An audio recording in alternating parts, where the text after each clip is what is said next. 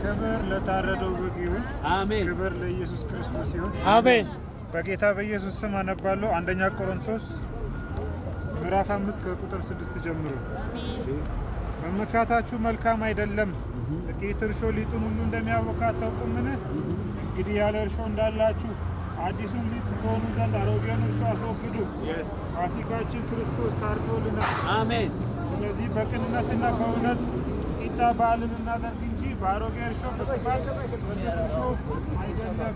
አሜን። ክርስቶስ የተመሰገነ ይሁን። አሜን። እኔ እጅግ የተወደዳችሁ አሜን።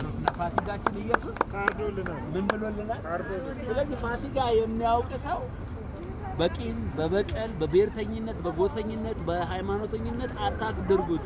በፍቅር ፋሲካችን ክርስቶስ ኢየሱስ እንደታረደ እንመን ነው ያለው ወንድማችን የእግዚአብሔር ሰው። ክብር ለኢየሱስ ይሁን። አሜን። እግዚአብሔር